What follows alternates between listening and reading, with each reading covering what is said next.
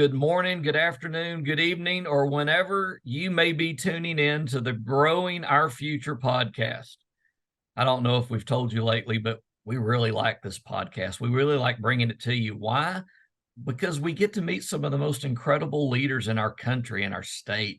And today is no different. We've got another energetic, proven leader in both the cattle industry and FFA and youth development. We've got attorney, rancher, overall good guy, Victor Guerra. Victor, thank you for joining us today. Well, thank you, Aaron, for the opportunity. I've been looking forward to it ever since I got the phone call, and certainly appreciate being on today. Well, we appreciate you joining us. You know, the whole purpose of the Growing Our Future podcast is based around the premise of what I'm always saying. You've heard me say it before. I tell people if agriculture's taught me anything, it's taught me that if you want to know what the future is, grow it. Well, to grow it means you got to plant the right seeds, and then you got to take care of them. And then one day you might get to harvest that opportunity. And then that harvest may help your family.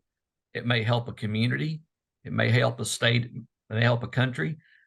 Heck, even in the case of Bill Sarpolis, it helped the world. So you never know, but it all starts with planting the right seeds, which is why you're here today, Victor, because we want to hear from you and plant those seeds of greatness that'll make both ag teachers, young people, all better because we were here today. We start every podcast with the same question, and I love to get my guest on the record talking about what they're grateful for. So, Victor, start today by sharing with us, what are you grateful for today? Man, well, what a great way to start off the podcast with that question, because gratitude is just so important. And that could be a podcast in itself, just what I'm grateful for so much. Here lately, I've been trying to be more mindful of just the little things. And so I'm grateful for today. I'm grateful for my alarm that got me up this morning. I'm grateful that there was coffee in the pot this morning. Grateful there was diesel in my truck. I'm grateful that the gentleman that works with us was ready to come again to work. And I'm grateful that we had stock to feed this morning. And certainly grateful for this opportunity to sit here with my partner in ag, Aaron Alejandro, and talk agriculture and leadership. So of all the things I'm grateful for, like I said, I'm just trying to be mindful of maybe the little things that we glance over sometimes, our ability, just the little things. And obviously you got the grandeur of this country being a citizen of this country, and the people that protect it and serve us. So just so much to be grateful for, but grateful for gratitude in itself. I mean, it's amazing what gratitude adds to a life and expressing it. We live in such a fast-paced society these days that sometimes we may not stop and express gratitude as much as we should. Well, folks, there you go. We can stop right there. We don't need to go any further. That was solid. That right there is exactly it, by the way, Victor. And that we live in such a noisy world, whether it's on the television, whether it's on the computers, on social media, on our phones. And that's not necessarily a bad thing, but it can be overwhelming if we don't sometimes stop and pause for the little things like you just said. And I couldn't agree with you more. There is so much to be grateful for. The fact that we got air conditioning in South Texas, the fact that we've got warmth, and when I'm up in the winter states, where it's colder. I mean, it's little things that are abundant where we live here. And no doubt. Sometimes we just don't do exactly what you said, and that's just stop and pause. And anyway, thank you for sharing that. I couldn't agree with you more. Tom Ziegler, Tom, he serves on the FFA Foundation board, and absolutely, Tom talks about that. He says, what is the opposite of gratitude? Well, when you're grateful for something, you're energetic, you're hopeful, you're looking for something good. The opposite of gratitude is entitlement. And your attitude goes from being hopeful and inspired and looking for something to, that's not fair. And that you need to give that to me. And the attitude just changes. And so look at the smile on your face when you started talking about the little things.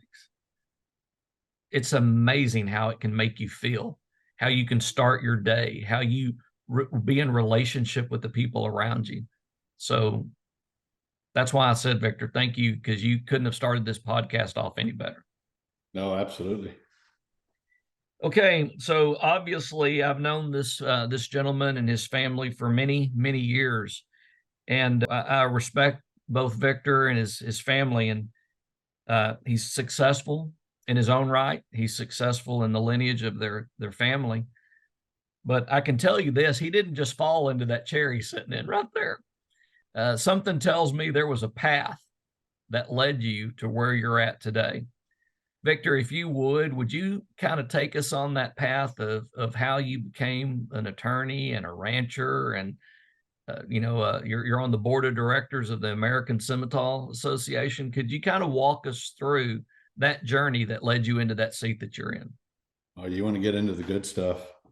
I like it. Well, the journey has been a blessing. I grew up here on the ranch, and you talk about the little things as I get older and start reflecting. A lot of my friends were from in town, and they lived on just your typical subdivision, or in a typical subdivision, and their life was much different than mine. Whenever I opened up that front door, and one of my biggest blessings is that my parents got me up early in the morning and said it's time to go to work. And that little gesture of just opening up the door and looking out on the ranch, and just seeing that opportunity for the day, that might be one thing when I was younger that I took for granted from time to time.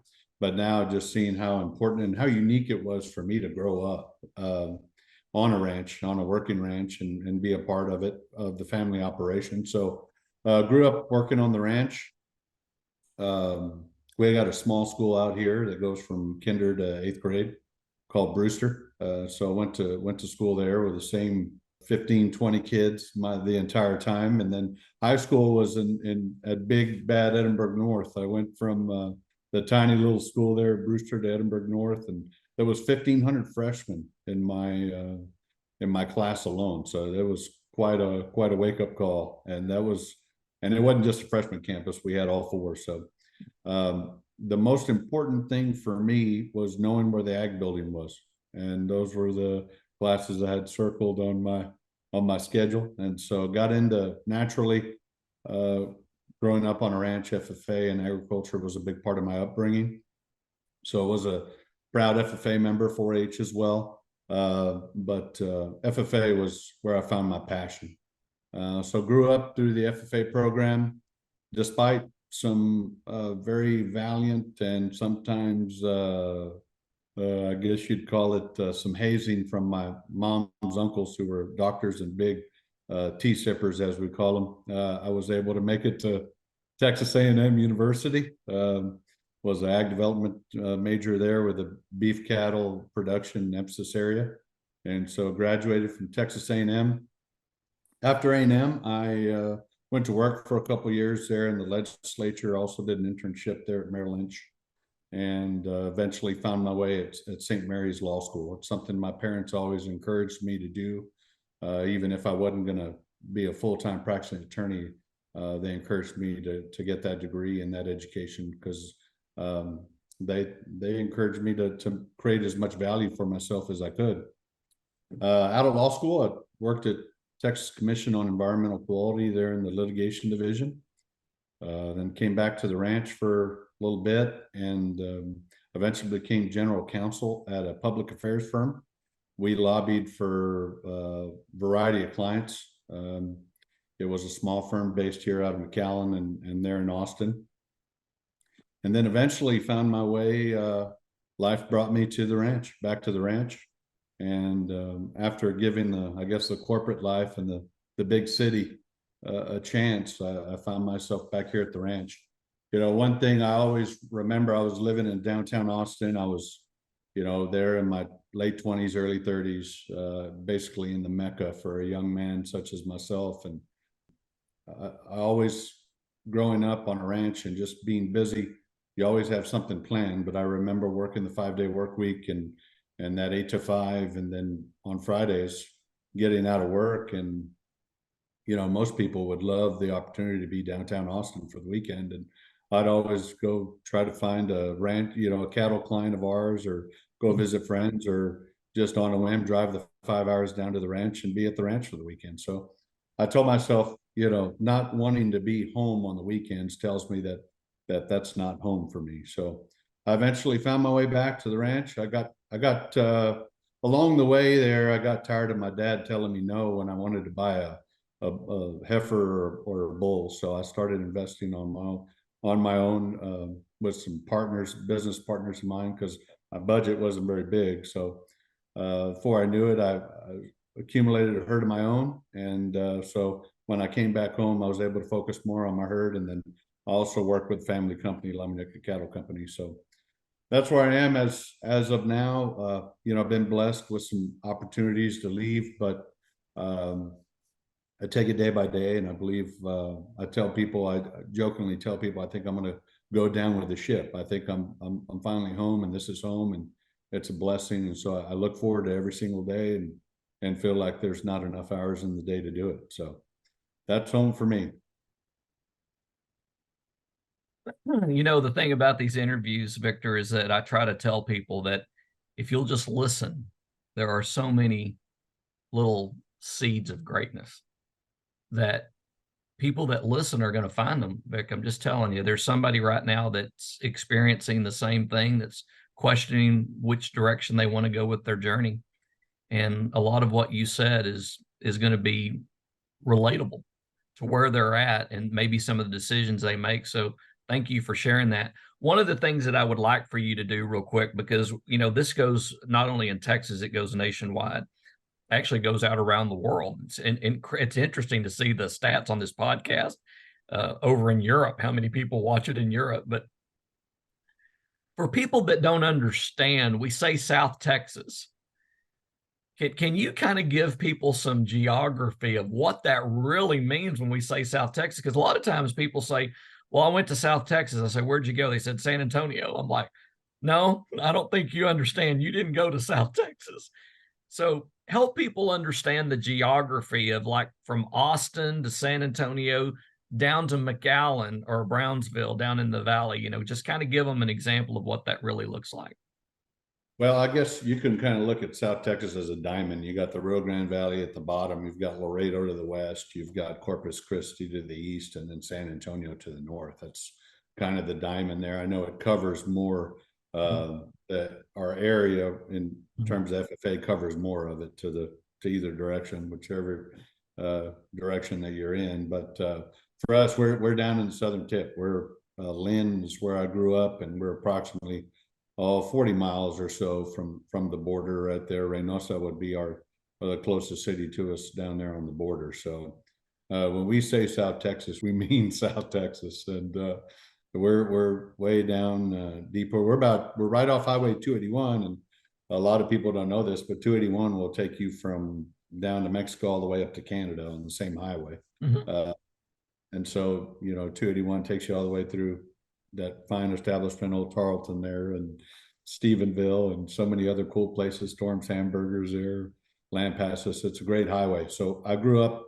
That's a street I live on. I always get a kick out of people telling me, what street did you grow up on? And I put 281 because we're literally right off 281, 15 miles north of Edinburgh. And so that's our little part of South Texas. And for the listeners, let me say this. I grew up in the Dallas-Fort Worth area before getting sent to Cal Farley's Boys Ranch up in the Texas Panhandle. And then I went to Lubbock to Texas Tech University. I had only been to San Antonio once, and that was when I went to an FFA convention and a stock show there as a boys rancher. But, the one thing I never forgot was when I was state FFA president, and I got to travel down into the Rio Grande Valley of Texas. And I got to experience a part of Texas and a people and a culture that, Texas is so unique, Victor. And I know you know this, from East Texas to Southeast Texas to the Texas Panhandle. But I really want to brag on the people of South Texas. There is just something special about South Texas. We have a group of teachers that we take on these lead experiences, and we take them all over the state of Texas. And we've had teachers that have been on several of them. They've been all over the state, and all of them, everybody says the same thing. There's just something special about South Texas. And Victor, I think your smile, your demeanor, the way you share with such authenticity and genuineness, your family, your heritage, where you live. I live on 281. That just speaks volumes to when we talk about that South Texas culture. That's what we're talking about right there. Yeah, no, branding is just so important. And you know, when I show gratitude, I give them thanks for the community, for the county, for the cities that surround us, and the state. But you know, Texas is just so popular, probably one of the most popular areas in the world. When people think United States, they think Texas. We're so blessed, but within that subset of Texas, I have to agree with you. South Texas is a brand. It's a way of life, and I always get a big kick out of people, you know, saying they've got the South Texas State Fair there in Beaumont, you know, and people arguing that San Antonio isn't South Texas.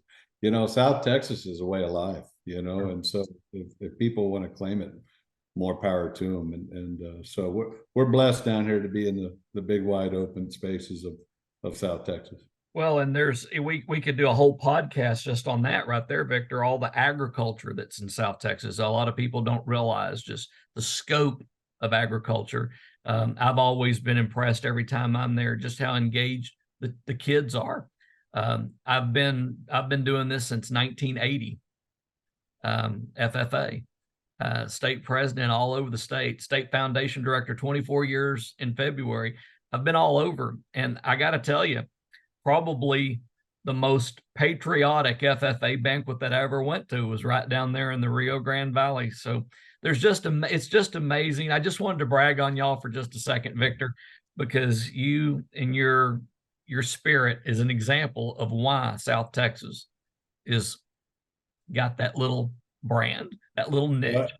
And you hit the nail right there. You led me to something else. I talked about that diamond earlier. What makes that diamond so special is in the heart of that diamond around those big rural or urban areas is agriculture. That's all agriculture right there. And so I think that's what makes South Texas so unique right there. It's just how much agriculture there is in that diamond right there.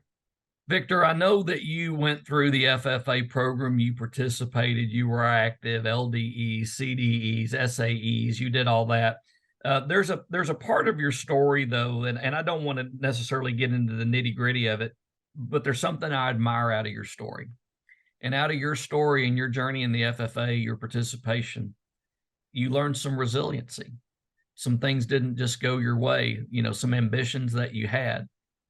But the thing I've always appreciated about you is you've never let that derail your why.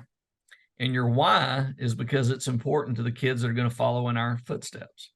And so I was wondering if maybe you could share with us a little bit about maybe your FFA activity and how you might have not achieved everything that you wanted to achieve, but it never drowned it, never threw cold water on your want to give back to the organization. Oh, absolutely. Be happy to share it and appreciate you giving me the opportunity to do it. You know, I talked about getting older and reflecting back, and Aaron, you and I visited some about this. Perhaps probably the most valuable takeaway that I got from my FFA experience is that life is not fair.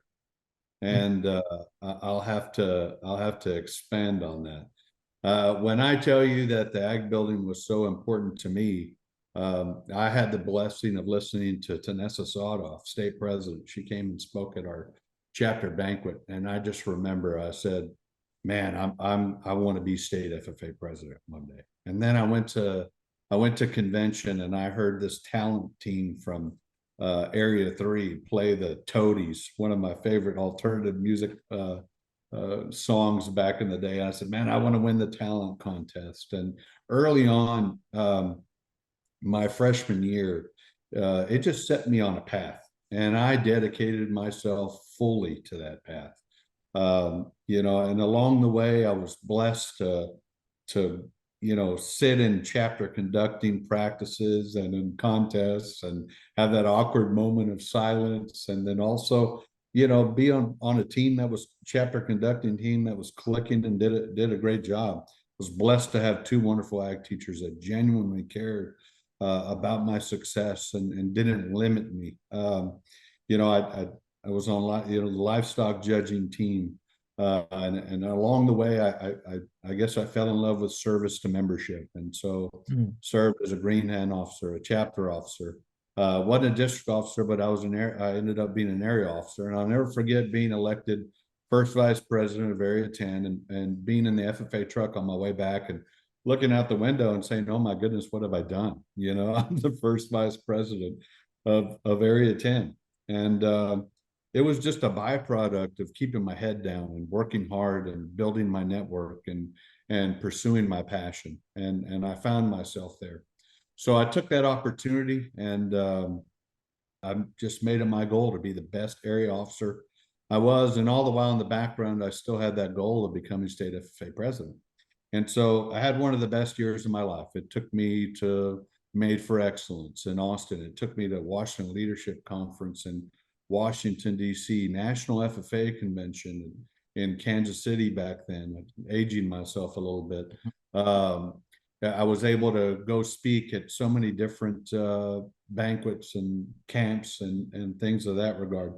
And it all culminated into the moment of truth right there in Kingsville, Texas. And I'll never forget the announcement whenever they announced the winner, and it wasn't me. And I really felt that I did everything that I possibly could, executed my speech, answered the questions, had a great year, networked. I mean, I went everywhere, and it wasn't in the chips. And so I remember riding back. I remember riding back from that deal with my old man. My old man would let me drive home and looking out, and he said, well, son, it's time to regroup. You work on the ranch this summer and go to Texas A&M.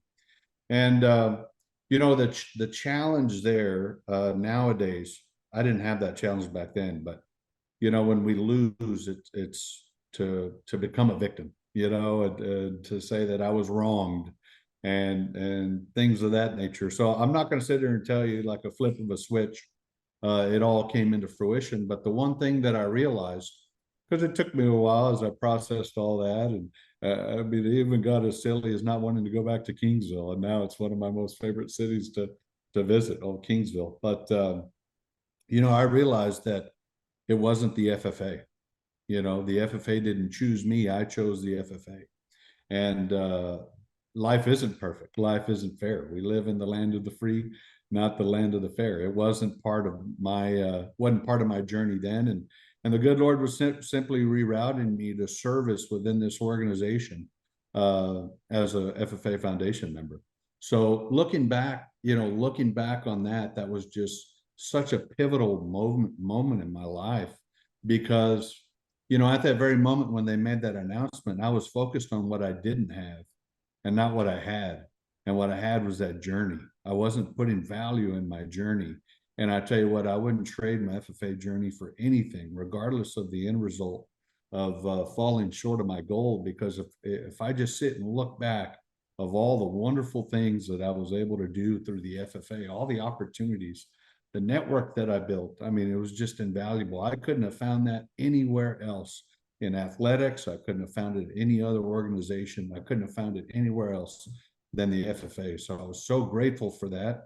And I was so grateful that I didn't shut it down when I didn't get what I wanted out of it, that I didn't shut the FFA down. And I've had the opportunity to serve it, not only here through our company at La Muñeca, but more importantly, as a member of the FFA board of directors there at the foundation.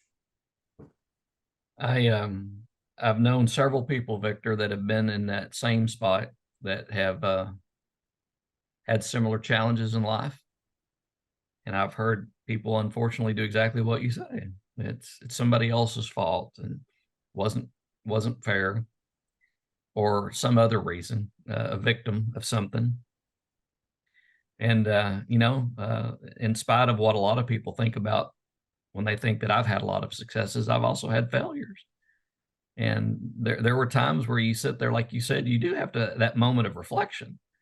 But you have to, at that point, weigh is there more to be grateful for than to be angry about? Is there more gratefulness and more opportunity ahead, or was that really the best is left behind you now?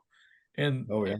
and you just articulated all of that so beautifully. I hope that and I know people from across this country will hear this podcast, and I hope it gets played in front of a lot of FFA members, because Victor, you've said more eloquently the FFA journey than a lot of national officers, a lot of state officers, and you never carried the title, but you didn't have to carry the title to be exceptional. You're exceptional because you're grateful for the experience and your willingness to share that. And that's the real mark of a strong ethical leader. So thank you so much for sharing that. And I didn't mean to put you on the spot with that question, No, but no, I wanted to hear it, because I know there's going to be other people out there that are going to feel defeated sometimes, and they're going to feel like they didn't achieve their goal. And I'm like, that's not just that, it's not over with. no doubt. Yeah. And if I can, Aaron, I just want to share a couple of things. I talked about the little things this morning, like the coffee in the pot and the diesel and the pickup truck.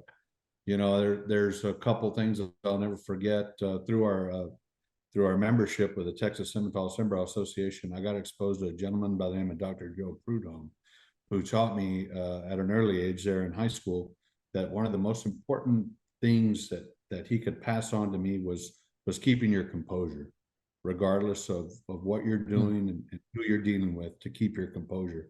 And I remember being elevated on that stage. Everything up to that point, all the momentum I had and the great times I had through the FFA just came crumbling down. I'll never forget.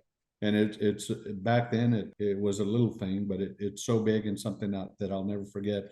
As I walked down those stairs, dejected, focused on what I didn't have, Chauncey Quintanilla and Crystal Stewart from the Tilden FFA chapter invited me, of all people, to go speak at their banquet in about 2 to 3 weeks. And at that time, I was thinking to myself, "What, you want me? You want me to go speak at your banquet?" But I'll tell you what, that opportunity lifted me up so much in that one little moment. And like I said, I was so focused on what I didn't have, and if I just looked at what I had.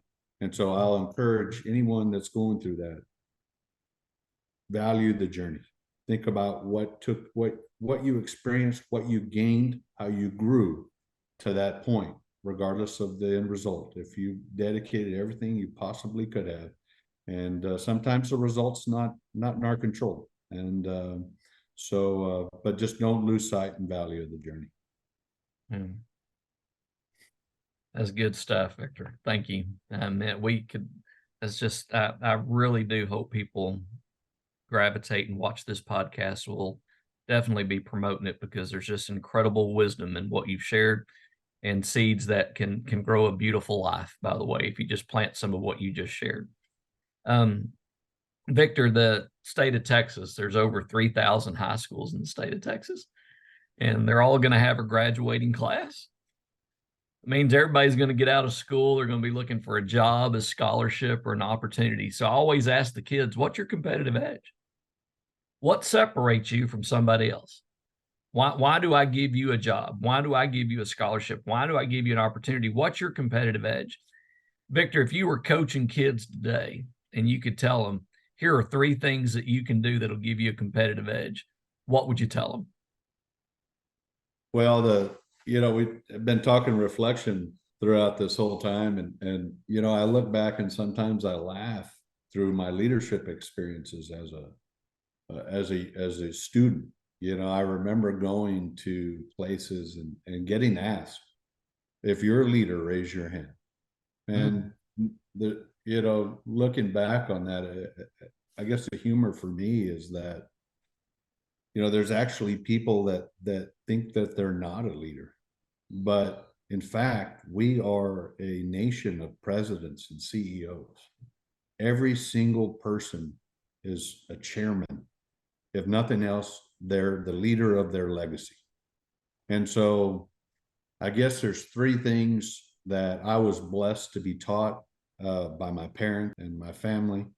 And then, later on in life, having key teachers and my ag teachers were Mr. Vela and Mr. Lavina had a big role in kind of cementing that. But I guess my three takeaways in terms of having a creative or a competitive edge is as the leadership of your legacy is to be creative and determine what your mission and purpose is going to be. And after that, establishing faith in that creative mission or purpose that you have made for yourself. And when I talk faith, we can sit here and talk all day long about religion. And obviously, if you see the background, I'm blessed to be a Christian and try to do my best in that. But equally as important is having faith in yourself, having faith in your abilities, having faith in karma, having faith in that if you put in the time and effort, that you will one day get what's yours. And sometimes it may not be that state FFA election. It may not be that internship or that particular job or that particular person, but just continue to have faith in yourself. And so that's one thing I would tell them, and to wear that faith confidently. The next big one is work ethic.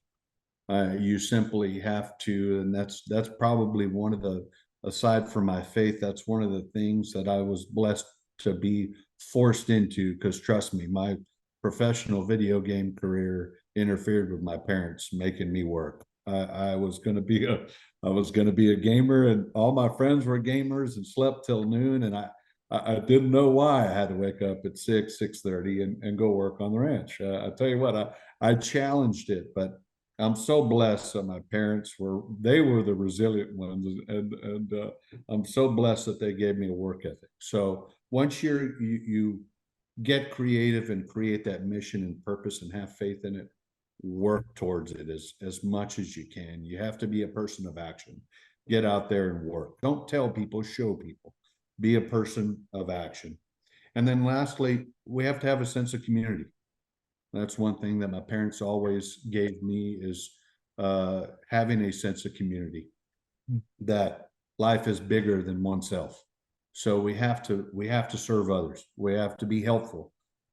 We have to be a part of the solution, not the problem. Be a lifter, lift people up, and just having that sense of community. And so if we could put that creativity, that showing people that we have a purpose, that we have drive, and that we have faith in it, we have faith in ourselves, and that we have a work ethic, and also being a part of a team, having a sense of community. And all three of those things, as I mentioned, were practiced in the FFA. Those three traits were my takeaways, and the FFA cemented that for me, because I'm sure as a parent you can appreciate that sometimes kids have to hear it from somebody else. Well, I heard it from somebody else. I heard it from ag teachers. I heard it from so many people, and was so blessed to have that cemented in the FFA. You know, one of my favorite things in the FFA is the little stall cards. If you're blessed to have a livestock project, or a shop project, or even an FFA jacket, I love those little stall cards that have your name, where you're from, your breeder of the animal that you're showing, or the details of your project. But the most important thing on that little stall card, and it may be a tiny little card, but your name being behind that project is a very, very big thing. It's a very big thing to me. And so that's your competitive edge. Like I said earlier, don't tell people, show people. So whenever I look down at that barbecue pit that you built, or that lamb that you're showing, or the steer that you're showing, you can tell people a lot about what you do, how you exhibit, how you handle yourself, your showmanship. That's your competitive edge. Victor, you're inspiring. Your vision, your compassion, your authenticity is contagious, by the way. I'm very proud of you, by the way. I've lived a blessed life, and I've got to see a lot of people that have really taken advantage of their opportunities. I've also seen people that I knew that they were probably capable of more. Dr. Justin Ransom, I've watched Dr. Justin Ransom go through a similar FFA experience, Victor, and look at where he's at today. Look at what he's accomplishing today. and I look at what you're doing today, and not only the fact that you've done it, but you're pouring that into others. And what do we always talk about in our ambassador program? We always say that the essence of leadership is to plant trees under whose shade you will never sit. Think of all the trees that your family's planted, Victor. That's incredible. Think of all the trees that you're planting, and then you water them and you nurture them and you encourage them and you grow them, and they're going to grow into strong individuals one day. Individuals that may become my granddaughter's doctor, individuals that become my grandson's teacher, their president, whatever it may be. So I just want you to know, as a former FFA member, parent, grandparent, I just want you to hear how much I appreciate your willingness to share your journey. Oh, absolutely. Yeah, absolutely. It's my pleasure.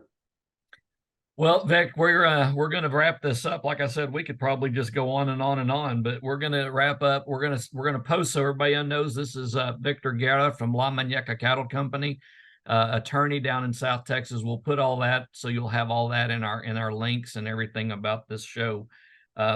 Victor, thank you for taking time out today. I know that there's a lot to do, and we all live busy lives, and so carving out a little time to share with others, again, I think that's how we grow a better future.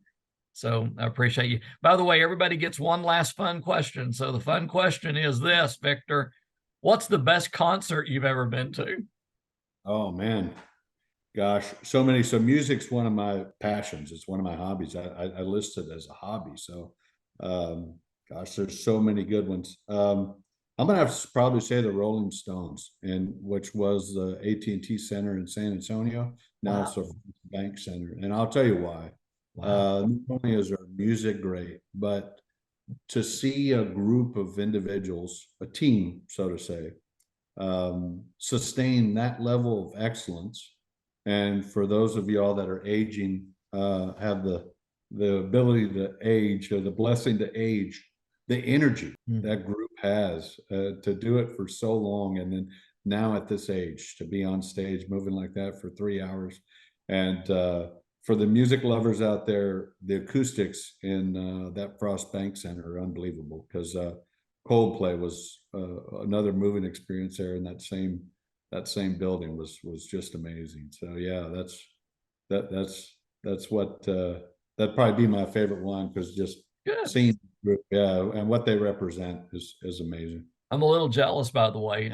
There's about 3 or 4 groups that that were on my list that, I look back and I kick myself for not doing it, because I could have.